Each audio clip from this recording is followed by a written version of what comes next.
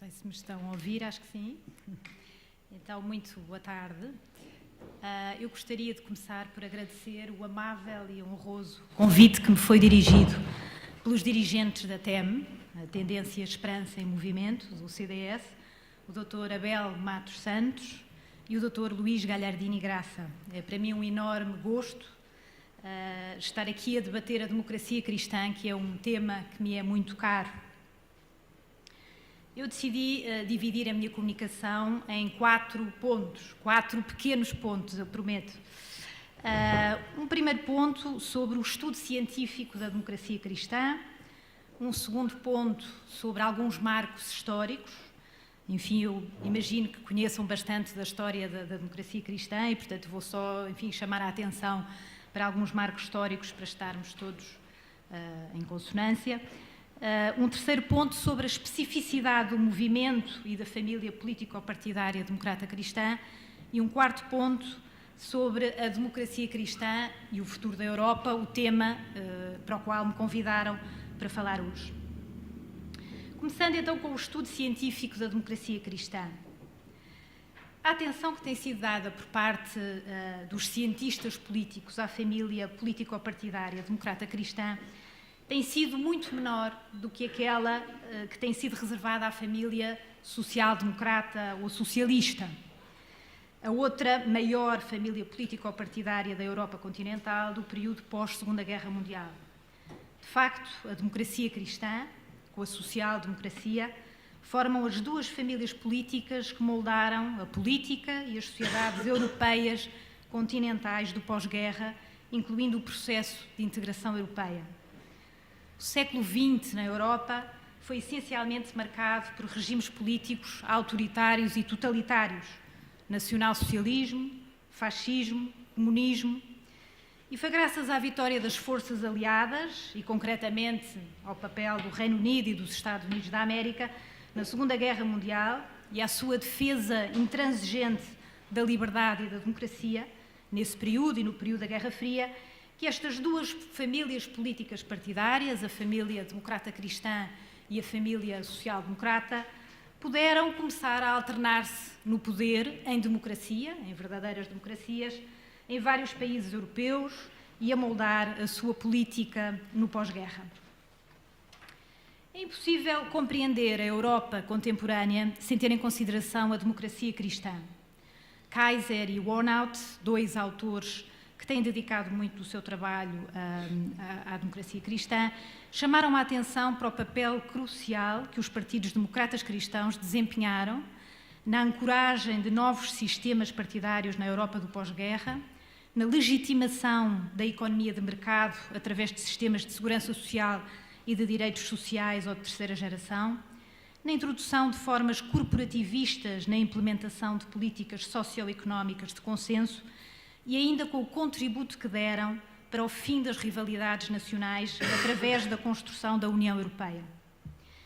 Esta negligência que tem sido votada à democracia cristã reflete aquilo que Stathis Kalyvas e Kees van Kersbergen, 2 autores, um deles grego, o outro holandês, que têm dedicado também muito o seu trabalho ao estudo da democracia cristã, consideram uma dificuldade profunda, consideram que esta negligência está relacionada com uma dificuldade profunda em perceber a relação existente entre a religião e a política no contexto europeu, apesar do papel central da religião na emergência das sociedades europeias modernas e seculares. Felizmente, desde meados dos anos 90 do século XX, a democracia cristã tornou-se objeto de maior investigação e alvo de maior atenção por parte dos cientistas políticos.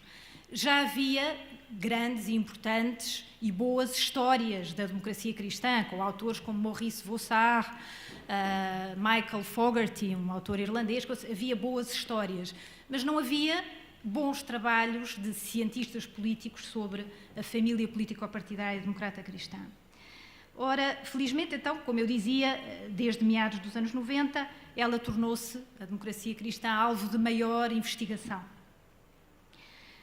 Ironicamente, no entanto, este interesse renovado coincidiu com aquilo que parece ser um declínio imparável dos partidos democratas cristãos desde o fim da Guerra Fria. Como resultado deste aparente declínio, dizem Calivas e Kersbergen, as referências da literatura à democracia cristã muitas vezes serviam apenas como mero pretexto para avançar argumentos acerca do regresso da social-democracia como o ator político liderante na Europa ou a emergência de uma direita extremista e populista prefigurando a reconfiguração radical dos sistemas partidários europeus. A democracia cristã parecia então, no final do século XX, ter passado à história. Como veremos mais adiante, não foi exatamente isso que aconteceu. A democracia cristã há alguns marcos históricos. A história do surgimento dos partidos democratas cristãos cruza-se com a própria história da relação da Igreja com a ordem democrática.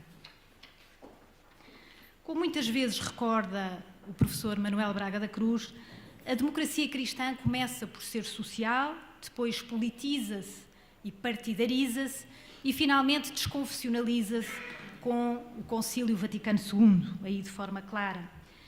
Na segunda metade do século XIX, a Igreja lançou um vasto movimento social de massas para se defender da ascensão do liberalismo na Europa. Este movimento era formado por círculos de estudo, círculos católicos de operários, congressos católicos para a difusão e o aprofundamento da doutrina da Igreja e ficaria conhecido como Movimento Democrata Cristão. Em 1891, o Movimento Democrata Cristão recebe de Leão XIII a sua Magna Carta, a encíclica Rerum Novarum, que é a primeira encíclica social católica, que é também considerado o primeiro documento da doutrina social da Igreja. Este vasto movimento social que a Igreja lançou começa, no entanto, desde cedo a apresentar tendências de politização e de partidarização.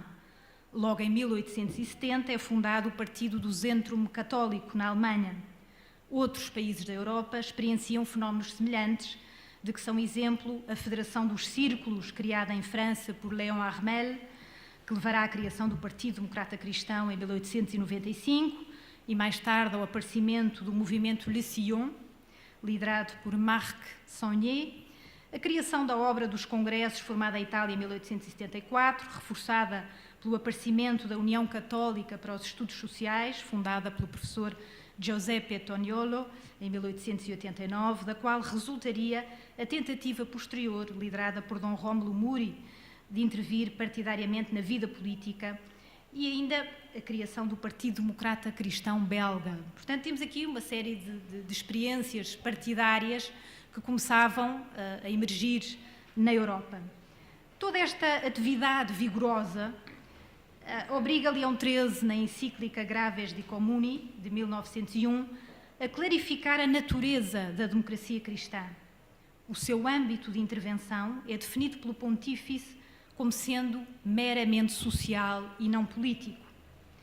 Também Pio X rejeita em vários documentos qualquer comprometimento da Igreja com formas de governo específicas ou com formações políticas concretas. No entanto, as consequências da Primeira Guerra Mundial e as aspirações de paz e de reconstrução da Europa levam o Papa Bento XV, eleito em 1914, a admitir as primeiras formações de inspiração católica com o objetivo de enquadrar as massas eleitorais católicas num período em que a vida política se massificava por via do alargamento do sufrágio e da implementação em vários países da Europa do sufrágio universal. Os partidos atuavam, por isso, não apenas no terreno político e eleitoral, mas, sobretudo, no terreno social. O Papa Bento XV levanta o non expedit, ou seja, a proibição dos católicos participarem na vida pública do Estado italiano, proibição essa que se encontrava em vigor desde o pontificado de Leão XIII, devido à chamada questão romana, isto a troco da constituição de um Estado do Vaticano, que será concretizada mais tarde. É então autorizada a fundação do Partido Popular Italiano de Dom Luigi Sturzo, em 1919. Neste período, outras formações partidárias de inspiração cristã ganham força na Europa. Uma delas é o Partido Centro Católico Alemão, de que já falámos, o Centro Católico Português, nascido em 1917, mas refundado em 1919, o Partido Democrata Cristão Belga, de que já falámos também, La Jeune République de Marc Saunier, os sociais cristãos austríacos, liderados por Monsenhor Hauser, e mais tarde, em plena Segunda República Espanhola, a formação católica e democrática da SEDA, Confederación Española de Derechas Autónomas. Também estes se fortalecem. Pio XI, por seu turno, que liderou a Igreja entre as duas guerras mundiais e cujo pontificado se confrontou com os autoritarismos e os totalitarismos que irrompiam em vários países da Europa, tinha a grande preocupação de evitar a confusão entre a atividade religiosa e a atividade política. Criou a ação católica como ação social e não política. Relançou o ativismo laical católico como mero ativismo apostólico e social, subalternizando ou limitando o intervencionismo político. Condenou em encíclicas o fascismo, o nazismo e o comunismo, mas não defendeu os partidos políticos ilegalizados na Itália, em Portugal, na Alemanha ou em Espanha. No entanto, deu à democracia cristã um importante contributo com a encíclica 40º ano. No final da Segunda Guerra Mundial, quando se aproximava a vitória dos aliados e por isso das democracias, o Papa Pio XII clarifica na radiomensagem do Natal de 1944, Benignitas et Humanitas, o significado cristão da democracia contra o entendimento popular da mesma, que era o entendimento soviético. Pio XII explicita que a Igreja nada tem a opor a qualquer forma de governo e, portanto, também não tem nada a opor à democracia, desde que esta assegure o bem comum e se baseie na dignidade humana. Foi esta ideia evangélica de democracia, fundada na liberdade e dignidade da pessoa humana, que originou o aparecimento, depois da Segunda Guerra Mundial, de vários partidos democratas cristãos, nesta altura já vigorosos partidos de massas. Na Alemanha, CDU-CSU, na Áustria, OVP, em Itália, PDC, em França, MRP, na Holanda, KVP e depois CDA, na Bélgica, PSC e depois PSC e CVP, no Luxemburgo, CVP. Portanto, são exemplos de grandes partidos de massas que ganharam força nesta altura na Europa. O Concílio Vaticano II vem fazer o quê? Vem precisamente desconfessionalizar de forma clara os partidos políticos de inspiração cristã e veio clarificar a relação dos católicos com a democracia e com a vida política. É possível destacar 4 orientações essenciais do Concílio Vaticano II neste sentido. Uma primeira, o Concílio reconheceu a laicidade da política, ou seja, a autonomia das realidades terrenas, das coisas temporais com as suas regras próprias. Uma segunda, o Concílio recusa a identificação da Igreja com regimes e sistemas políticos específicos ou com partidos e programas políticos concretos em nome da sua universalidade. A Igreja, que já aceitara o pluralismo político na sociedade, ou seja, a democracia política com Pio XII, admite-o no interior de si própria. Os católicos têm assim liberdade de voto, mas para promover o bem comum, e têm liberdade de participação, mas para defender a dignidade humana. Terceira orientação, o Concílio recusou a confessionalidade da política. E quarta, o Concílio, ao reconhecer a laicidade da política, reserva para os leigos. Portanto, isto, enfim, só aqui alguns marcos históricos do que é a história riquíssima da democracia cristã, que é impossível resumir em poucos minutos. Mas o que é a especificidade da democracia cristã? Afinal, o que é isso da democracia cristã? O que é que caracteriza esta família político-partidária? Qual é a sua especificidade? Até recentemente, os cientistas políticos tendiam a negar o caráter distintivo, específico da democracia cristã. O próprio nome era visto como um rótulo bizarro, mas inconsequente, para partidos conservadores, essencialmente caracterizados por puro pragmatismo e oportunismo. Eram olhados como partidos que muito facilmente defendiam um ponto de vista e o seu contrário, sem um ideário político próprio e distintivo. Uma vez que a democracia cristã era vista por estes críticos como não tendo uma especificidade própria, então não existia um fenómeno democrata cristão e logo não havia necessidade de estudá-lo. Esta visão era eventualmente desafiada por estudos que estabeleciam a existência do fenómeno democrata cristão e que o analisavam a partir de uma perspectiva teórica e comparativa. Portanto, isso começou, apesar de tudo, a acontecer. dois autores que eu já referi atrás, um autor grego e um autor holandês, que são assim, digamos, os autores que mais se têm dedicado ao estudo da democracia cristã do ponto de vista da ciência política, Kalyvas e Van Kersbergen, dizem-nos o seguinte: o fenómeno democrata cristão pode ser pensado como assentando em dois pilares essenciais. Um primeiro, uma capacidade afinada para acomodar grupos e setores heterogéneos, o que deu lugar a um perfil catch-all precoce e pronunciado. E um segundo, uma capacidade que têm estes partidos democratas cristãos criativa para simultaneamente conservar e aligeirar a sua identidade religiosa, o que constituiu uma característica importante na sua formação. A primeira investigação sistemática, em termos de ciência política, acerca dos elementos distintivos da democracia cristã parece ter sido a de Irving, em 1979. Este autor listou vários princípios distintivos, incluindo o empenhamento cristão nos direitos humanos fundamentais, os valores da democracia liberal e a reconciliação das classes e das nações. A partir daqui, Van Kersbergen, o autor holandês, que escreve muitas vezes em conjunto com Kalyvas, argumentou que os conceitos-chave que faziam da democracia cristã um fenómeno específico e distintivo eram os conceitos de integração, compromisso, acomodação e pluralismo. Neste sentido, era o esforço contínuo para integrar e reconciliar a pluralidade dos grupos da sociedade ou nações, no caso da integração europeia, cujos interesses estavam muitas vezes em oposição, o que fazia da democracia cristã um movimento político distintivo. Neste sentido, o pragmatismo e o oportunismo de que eram acusados os partidos democratas cristãos poderiam ser interpretados como efeitos de valores como integração, reconciliação, acomodação e pluralismo.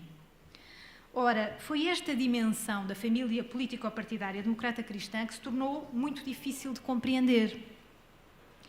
Esta dimensão vinha precisamente da estrutura organizacional peculiar deste movimento e destes partidos. Porquê? Porque estes partidos tinham nas suas estruturas organizações quer de operários, quer de empregadores ou patrões, quer de camponeses, quer de agricultores, para não falar dos grupos das mulheres, dos estudantes de vários níveis, enfim. A causa desta heterogeneidade era um apelo ideológico que enfatizava a religião em detrimento da classe, que era enfatizada no caso dos partidos sociais-democratas. Os partidos democratas cristãos eram então partidos que tinham uma grande experiência de acomodar, integrar diferentes grupos da sociedade e mediar conflitos.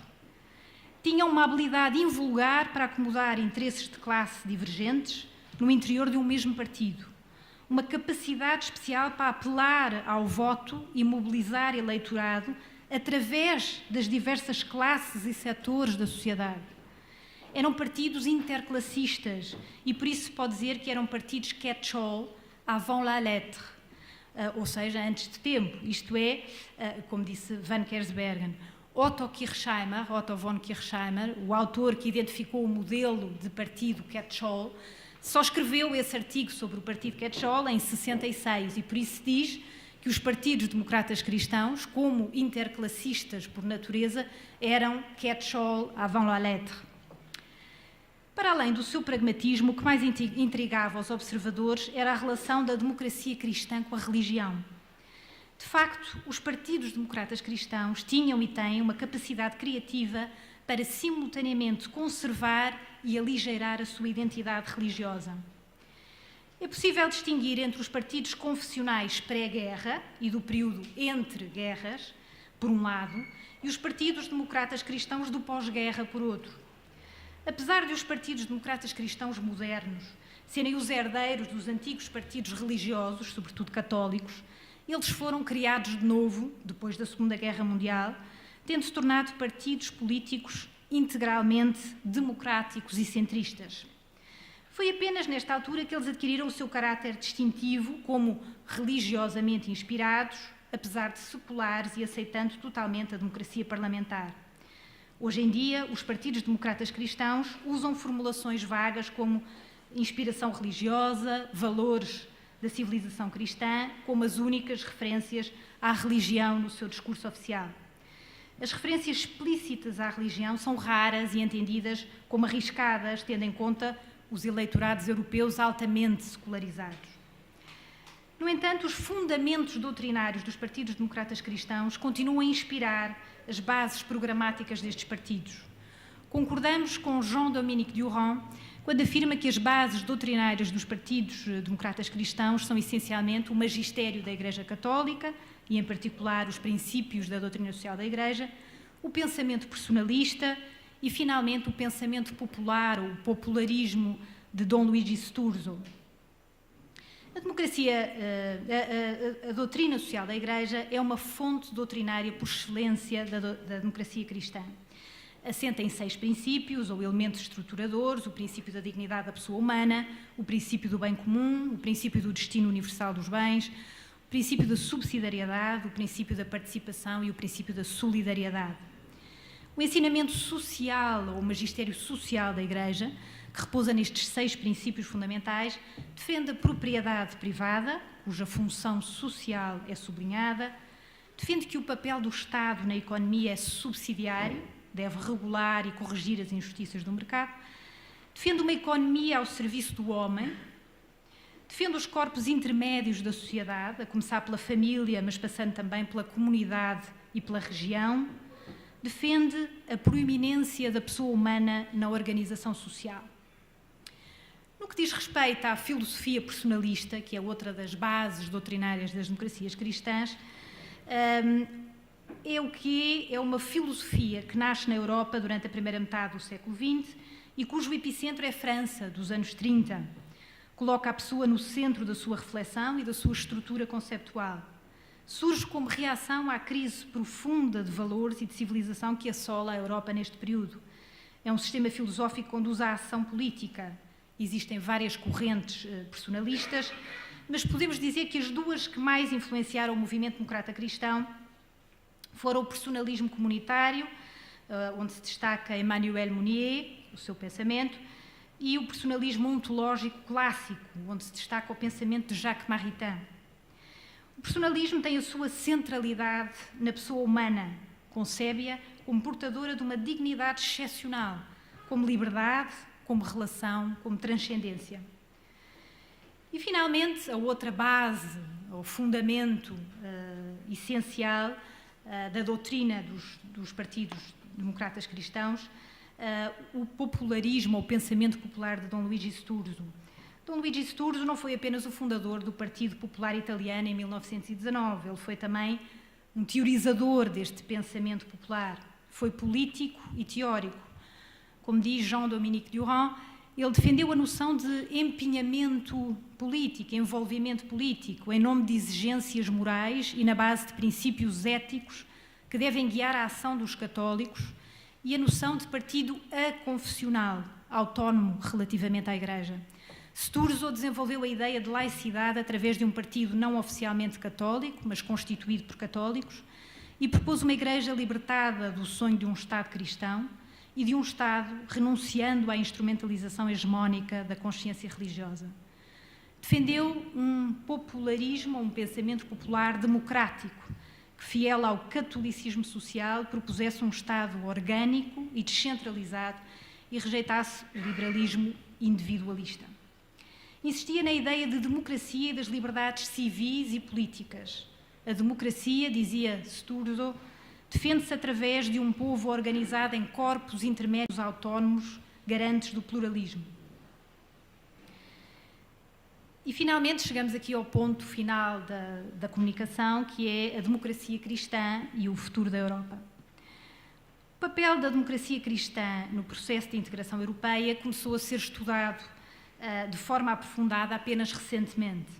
Os democratas cristãos podem reclamar para si, de forma justa, a paternidade da ideia de integração europeia, tanto como uma solução para a guerra, como uma resposta para a coordenação internacional da procura de solução para os problemas que impediam e impedem a prosperidade económica e social dos países europeus.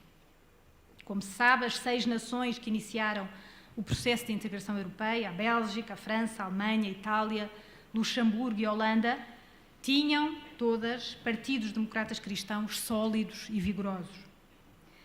Kaiser, em 2007, demonstra o papel crucial das redes transnacionais da democracia cristã nas várias fases da integração europeia.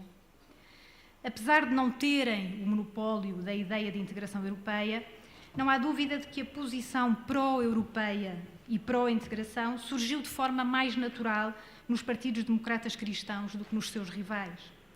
Os tais princípios de que falámos atrás, que dão a especificidade aos partidos democratas cristãos, os princípios de integração e de acomodação, são, como vimos, pilar-chave da filosofia política democrata cristã e da sua prática organizacional. Daí que estes partidos tenham desempenhado e continuem a desempenhar um papel fundamental na integração europeia. É difícil prever o futuro da democracia cristã na Europa. Os cientistas políticos observam uma multiplicidade de tendências.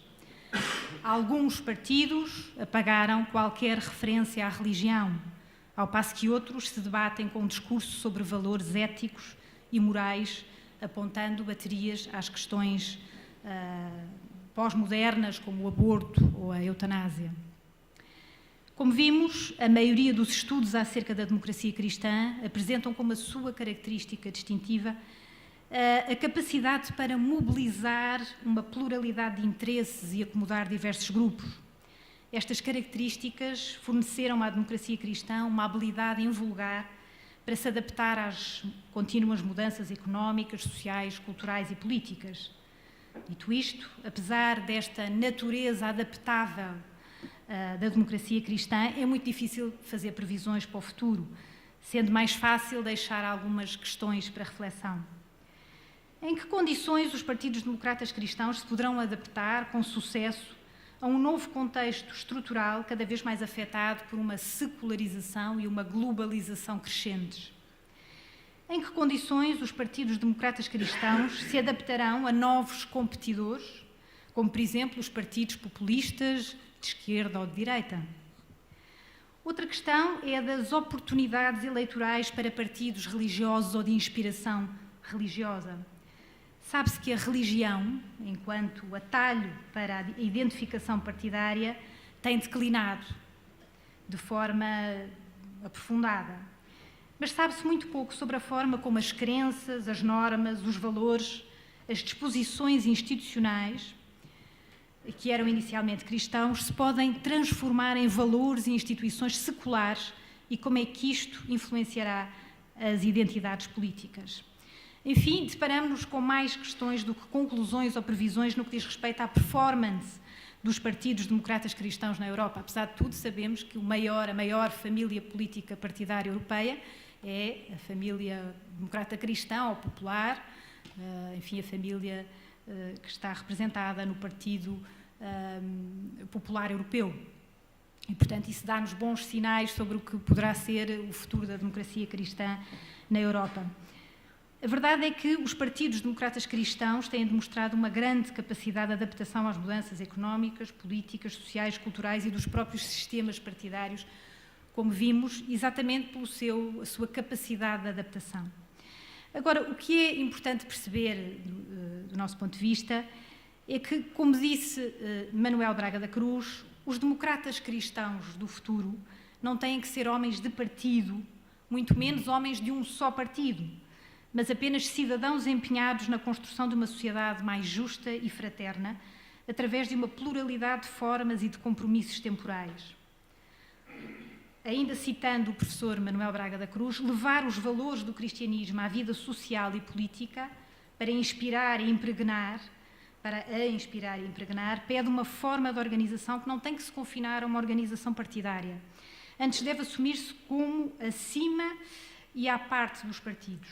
O ideário democrata cristão é compaginável com o pluralismo político e social organizacional, desde que essas organizações não se incompatibilizem elas próprias com o ideário democrata cristão. Quer através, e agora, enfim, estou a concluir, quer através de partidos políticos concretos, essa é uma forma de atuação das democracias cristãs, quer de tendências nos partidos, como a tendência que nos traz aqui hoje, a TEM, quer através de grupos de pressão, de associações de natureza diversa, de políticos cristãos de vários partidos. É possível e desejável levar os valores e princípios doutrinários democratas cristãos para o espaço público das democracias liberais em que vivemos. Porque, como alertaram George Weigel, o biógrafo do Papa João Paulo II, e Richard John Neuhaus, o editor da revista First Things, uma revista americana que se dedica às questões de religião e do espaço público, às questões da religião e da vida pública. Como disseram estes dois autores, quando os espaços públicos das democracias liberais em que vivemos são neutros ou ficam vazios e neutros, está em risco a própria ideia de democracia. Quando estes espaços públicos não são inundados, impregnados, enriquecidos com um pluralismo de ideias vibrante, podem facilmente ser usurpados por inimigos do pluralismo e da democracia. Eu terminaria a minha comunicação chamando a atenção para os princípios da Igreja, que, do meu ponto de vista, os democratas cristãos, quer organizados em partidos, quer organizados em grupos de pressão, quer organizados em associações, poderão levar para o espaço público, para preenchermos este espaço público das democracias liberais que corre o risco de ficar vazio e neutro. E estes princípios, vou aqui buscá-los às exigências éticas fundamentais e irrenunciáveis da nota doutrinal da Congregação para a Doutrina da Fé sobre algumas questões relativas à participação e comportamento dos católicos na vida pública, aprovada pelo Papa João Paulo II em 2002. Era prefeito da congregação o cardeal Joseph Ratzinger. Manuel Braga da Cruz resumiu este documento, esta nota doutrinal, em 5 pontos que eu passaria a avançar. Desde logo, um primeiro ponto, o repúdio do laicismo, que pretende reduzir a vivência religiosa ao foro da consciência individual, retirando-a do espaço público e condenando o religioso à irrelevância pública e política. A liberdade religiosa não pode entender-se como mera liberdade de consciência individual e, ainda por cima, contra a liberdade institucional da Igreja. Um segundo ponto, a defesa da vida e do direito à vida, desde a sua concepção ao seu termo, repudiando o aborto e a eutanásia e defendendo e protegendo os direitos do embrião humano. O Papa reconhece a licitude de envolvimento de católicos em esforços para minorar os efeitos nefastos de algumas decisões políticas. Terceiro, a tutela e promoção da família fundada no matrimónio monogâmico entre pessoas de sexo diferente e a proteção da sua unidade e estabilidade. O respeito por pessoas diferentes não deve significar a confusão de realidades não identificáveis. Quarto, a liberdade de educação. Entendida não apenas como liberdade de ensinar, liberdade de instituição de escolas, mas também como liberdade de aprender, como liberdade de opção, que pressupõe a paridade e a igualdade de condições de funcionamento e de financiamento e a subsidiariedade do Estado em relação à família e à sociedade. Quinto, a tutela social de menores e o repúdio de todas as formas de escravidão, como a droga, a prostituição. Sexto, a economia ao serviço da pessoa humana e do bem comum, no respeito pela justiça social, da solidariedade e da subsidiariedade. E, finalmente, o sétimo, a procura da paz, fruto da justiça e efeito da caridade e a recusa da violência e do terrorismo. Eu penso que os democratas cristãos se podem guiar por estes princípios e que os podem levar para o espaço público, para enriquecer o espaço público das democracias liberais em que vivemos, para que esse espaço público não fique vazio e neutro, que é um risco para a própria democracia. Muito obrigada.